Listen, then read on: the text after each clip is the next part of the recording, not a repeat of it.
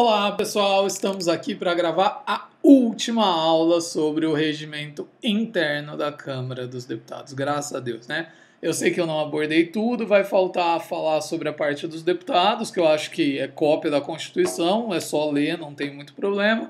E também não vou falar da parte administrativa, né? Porque também é só leitura, não tem muito o que a gente explorar, né?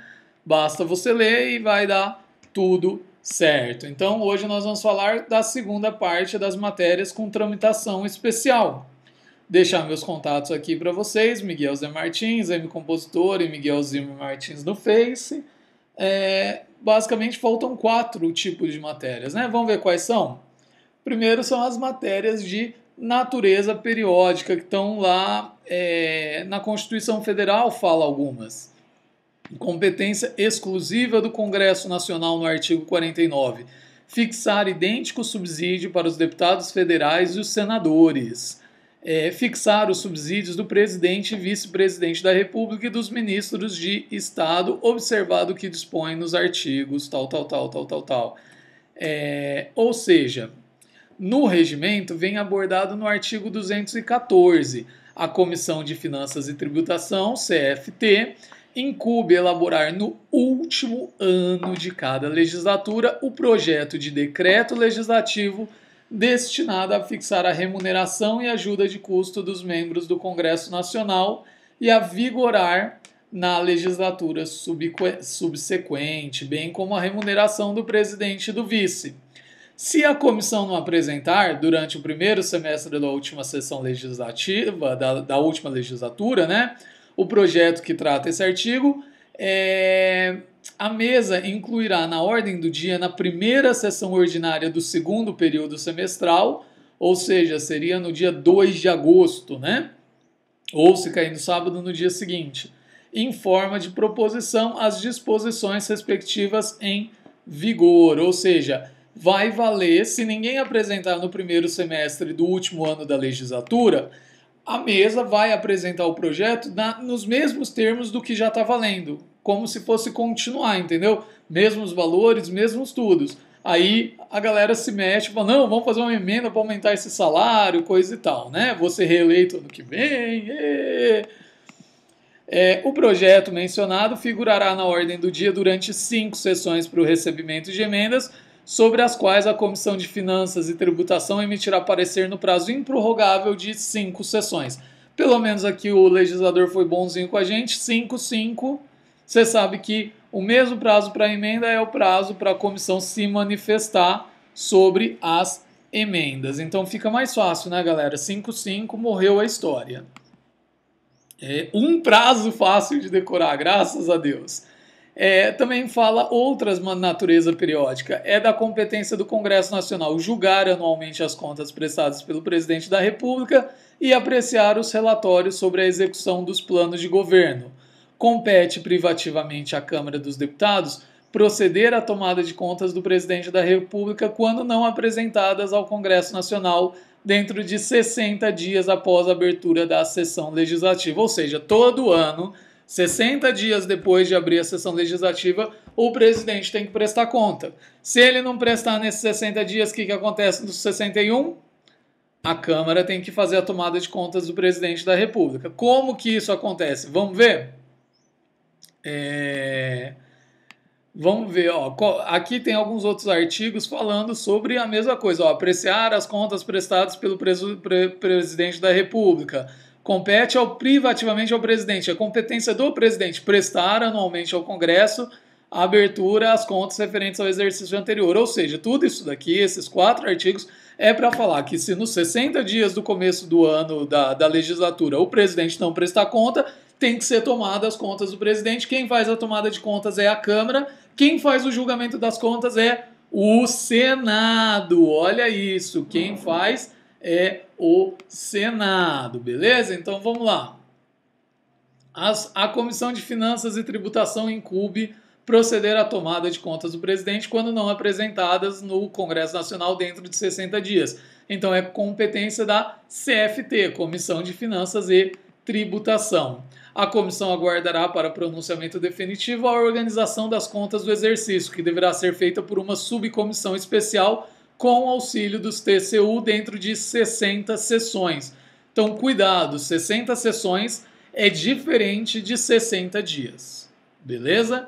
Tem um problema, né? Sessão pode ser tanto ordinária quanto extraordinária nesse caso, porque ele não falou sessões ordinárias. Aí fica uma confusão, né? Será que se tiver uma sessão ordinária e uma extraordinária no dia, conta as duas sessões no prazo? Ou conta uma sessão por dia? Complicado, né? Técnica legislativa zero para eles. A subcomissão especial compor-se-á por pelo menos tantos membros quantos forem os órgãos que figuraram no orçamento da União. Por quê? Porque cada membro dessa subcomissão será designado relator parcial de um dos órgãos. Então, cada membro vai proceder à tomada de conta de um órgão específico, não de dois. Para quê? Para ser mais específico, mais rápido, mais profunda a tomada de contas, beleza?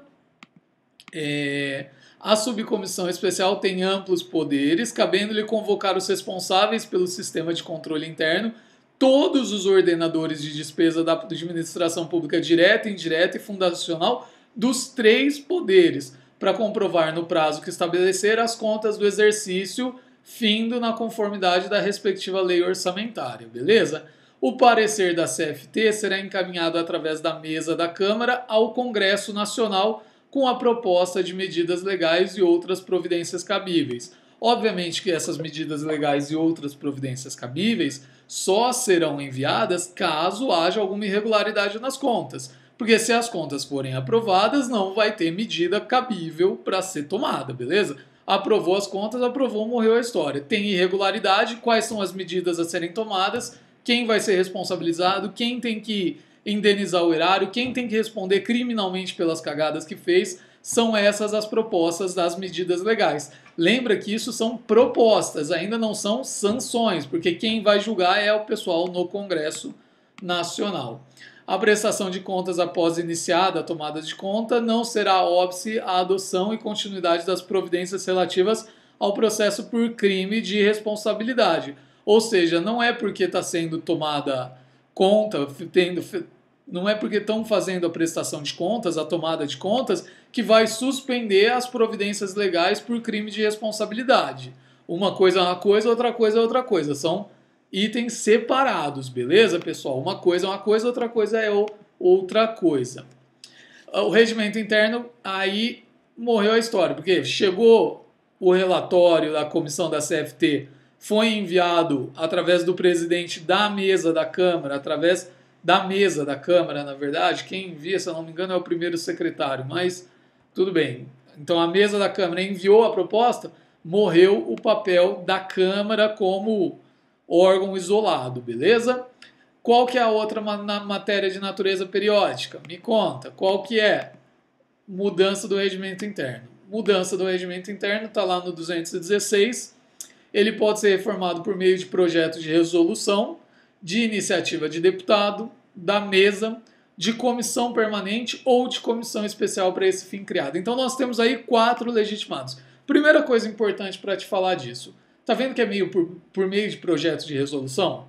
Projeto de resolução não está lá no artigo 59? Como uma das espécies de lei? Não tá. Então o que a gente pode falar, meu querido? Que o regimento interno da Câmara dos Deputados tem força de lei. O regimento do Senado tem força de lei. Qual outro regimento interno de qual outro órgão tem força de lei? STF. STF é um regimento interno de um tribunal, mas o STF entende que ele tem força de lei. Os outros são normas regulamentares, decretos regulamentares, né? É feito por ato administrativo, então não tem força de lei, beleza, pessoal? Então, a gente já sabe que tem força de lei e que tem 4 legitimados para fazer a alteração. Iniciativa do deputado, da mesa, de comissão permanente ou de comissão especial, que, caso tenha comissão especial, vai ter um membro da mesa. O projeto, após publicado, distribuído em avulso, permanecerá na ordem do dia pelo prazo de 5 sessões para o recebimento de emendas. Decorrido o prazo previsto, o projeto será enviado à Comissão de Constituição e Justiça em todos os casos. Qualquer uma das 4 iniciativas vai para a CCJC para verificar a admissibilidade, né? A comissão especial que houver elaborado para o exame das emendas e a mesa para apreciar as emendas e o projeto. Então, se o projeto foi elaborado por comissão especial, ele vai, além da CCJ, ele volta para a comissão especial para a mesa. Agora, se foi a autoria da mesa ou de deputado, vai para a mesa para apreciar as emendas do projeto. Quando os pareceres das comissões serão emitidos no prazo de 5 sessões, então nós temos prazo de 5 sessões para emendas e prazo de 5 sessões para parecer da comissão quando o projeto for de simples modificação e de 20 sessões quando se tratar de reforma. Qual que é a diferença de modificação e reforma? Modificação, você vai modificar 2 artigos, 1 artigo, uma coisa simples. Reforma já é, olha, vamos mudar todo esse esquema de como as comissões funcionam. Entendeu? É a amplitude da alteração que define se é modificação ou se é reforma. Vamos lá então, continuando. Depois de publicados pareceres e distribuídos em avulsos, o projeto vai ser incluído na ordem do dia em primeiro turno, que não poderá ser encerrado, mesmo por falta de oradores, antes de transcorridas 2 sessões. O segundo turno também não poderá ser encerrado antes de transcorridas 2 sessões. Então, outra coisa importante, projeto de resolução para alteração do regimento interno tramita em 2 turnos e, no caso, os 2 turnos têm que ficar a matéria por no mínimo 2 sessões para serem discutidas, para depois serem votadas, sem poder encerrar antes. Então, vai ficar as 2 sessões, mesmo que não tenha mais orador inscrito para fazer a discussão. A redação do vencido e da redação final do projeto competem à comissão especial que houver elaborado ou à mesa quando de iniciativa desta, de deputados ou de comissão permanente. Beleza? A apreciação do projeto de alteração ou reforma do regimento obedecerá às normas vigentes para os demais projetos de resolução. E isso daqui é importantíssimo, eu não sei nem porque eu não pus em vermelho. A mesa fará a consolidação e publicação de todas as introduções no regimento antes do fim de cada biênio. Então, a cada 2 anos, a mesa tem que publicar um regimento interno consolidado, com todas as alterações que foram feitas no biênio, antes de acabar o biênio, ou seja, até dezembro. Beleza, pessoal? Então, se publicou em novembro do 2º ano, está dentro do prazo. Mas e se publicou em fevereiro do 3º ano? Está fora do prazo. Beleza? Mais um caso de matéria que tem trâmite especial. Processo contra o nosso querido amigo presidente da República. Vamos ver. Compete privativamente à Câmara dos Deputados autorizar por 2/3 de seus membros a instauração de processo contra presidente, vice-presidente ou os ministros de Estado. Quais são os crimes de responsabilidade do presidente? Os que atentem contra a Constituição Federal, contra a existência da União, o livre exercício do poder legislativo do poder judiciário, o exercício dos direitos políticos individuais e sociais, a segurança interna do país, a probidade administrativa, a lei orçamentária, o cumprimento das leis e das decisões judiciais. Esses crimes serão definidos em lei especial que estabelecerá as normas de processo e julgamento. Então você viu que tem vários crimes que o presidente pode ser processado e cabe ao Congresso Nacional, à Câmara dos Deputados, autorizar por 2/3 de seus membros a instauração do processo contra o presidente. Mas como que isso acontece? O regimento interno também disciplina como que acontece essa autorização. Lá no artigo 217, dá uma olhada na tela. A solicitação do presidente do STF para a instauração de processo nas infrações penais comuns contra o presidente e vice-presidente da República e os ministros de Estados será recebida pelo presidente da Câmara dos Deputados, que vai notificar o acusado, ou seja, o presidente, o ministro que está sendo acusado, e vai despachar o expediente à CCJC. Sendo que, olha lá, perante a comissão, o acusado ou seu advogado tem prazo de 10 sessões para se manifestar. A comissão vai proferir o parecer dentro de 5 sessões. contados do oferecimento da manifestação do acusado ou do decorrer das 10 sessões sem ele se manifestar. No parecer da CCJ, o parecer da CCJC será lido no expediente, publicado no Diário da Câmara, distribuído em avulso e incluído na ordem do dia na sessão seguinte de seu recebimento, lembrando que ela tem preferência. Encerrada a discussão, será o parecer submetido à votação nominal pelo processo de chamada dos deputados. O que essa votação nominal diz? É um método de transparência, porque, todo mundo quer saber se o deputado vai autorizar o presidente a ser processado ou não. Por isso que a votação é nominal, por isso que não pode ser votação secreta. E outra, o deputado vai ficar constrangido, se as provas são óbvias, ele vai ficar constrangido de proteger o presidente. Ele vai ter que dar o voto dele favorável à abertura do processo. Então é uma forma de inibir a injustiça, de inibir a corrupção. Entenderam? Mas nem sempre funciona, né? A gente sabe muito bem disso. Se da aprovação do parecer por deputados por 2/3, resultar admitida a acusação, considerar-se-á autorizada a instauração do processo e no prazo de 2 sessões a decisão vai ser comunicada ao STF.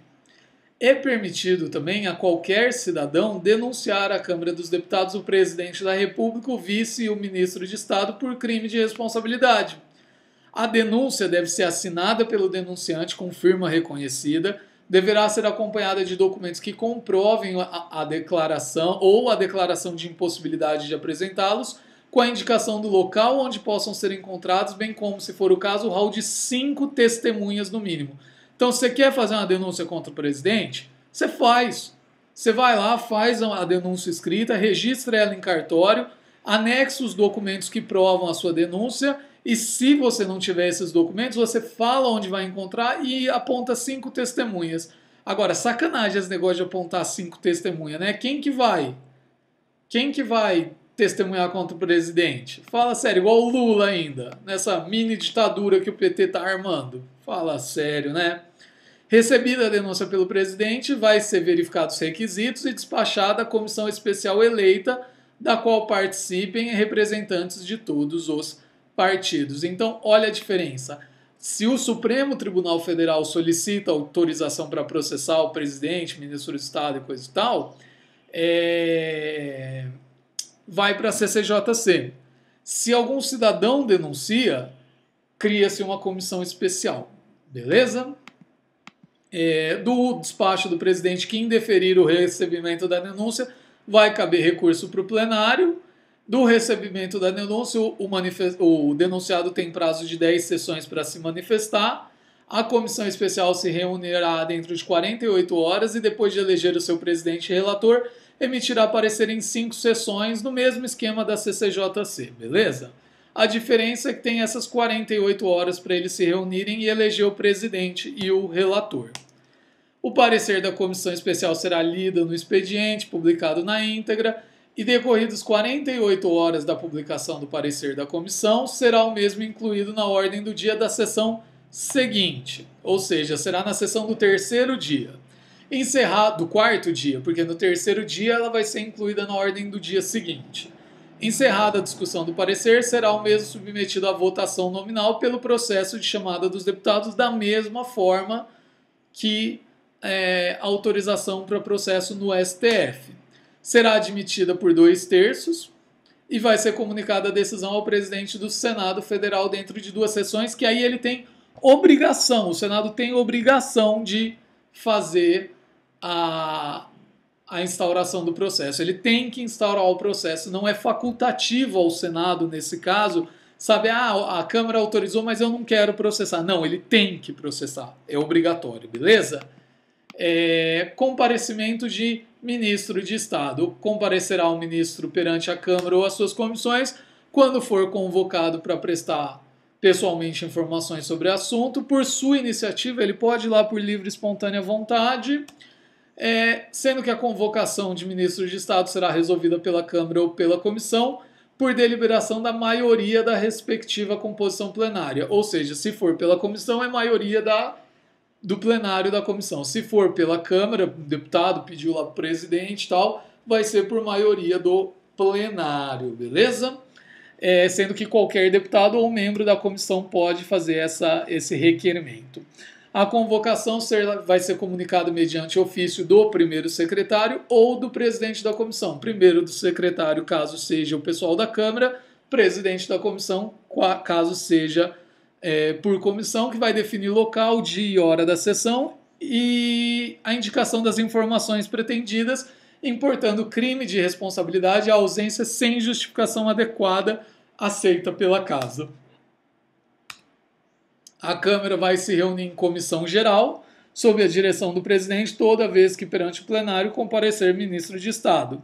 O ministro vai ter assento na primeira bancada e vai estar subordinado às normas de uso da palavra e não pode ser marcado o mesmo horário para comparecimento de mais de um ministro de Estado, salvo quando os dois tiverem que falar sobre a matéria, quando for relacionado os dois falarem sobre a mesma matéria, e também não pode duas comissões convocarem o mesmo ministro para reunião no mesmo horário, mas em comissões diferentes, beleza?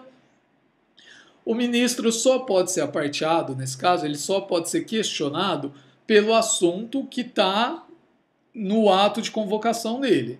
Ele não pode ser interpelado por outros assuntos diferentes do qual ele foi convocado e, em qualquer hipótese, não pode ultrapassar o horário normal dentro da sessão ordinária, beleza?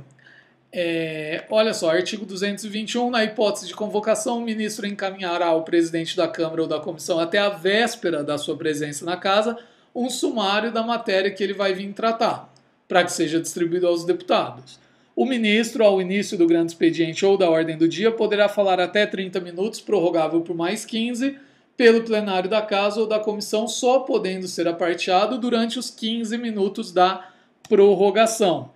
Encerrada a exposição do ministro, poderão ser formuladas interpelações pelos deputados que se inscreveram previamente, não podendo cada um fazê-lo por mais de 5 minutos, exceto o autor do requerimento, que pode fazer pelo prazo de 10 minutinhos, beleza? Para responder a cada interpelação, o ministro terá o mesmo tempo que o deputado para formulá-la. Serão permitidas a réplica e a tréplica pelo prazo de 3 minutos, e é lícito aos líderes, após o término dos debates, usar da palavra por 5 minutos sem a parte. No caso de comparecimento espontâneo, o ministro usará a palavra no início do grande expediente, se para expor assuntos de sua pasta, de interesse da Casa e do país, ou na ordem do dia, se para falar de proposição legislativa em trâmite relacionada com o ministério sob a sua direção. 40 minutos, prorrogáveis por mais 20, sendo que o aparte só é permitido durante a prorrogação. Fim do discurso, o presidente concederá a palavra aos deputados e aos membros da comissão, respeitada a ordem de inscrição para 3 minutos, sendo que o ministro tem o mesmo tempo para a resposta, sendo permitidos réplicas e tréplicas pelo prazo de 3 minutos improrrogáveis.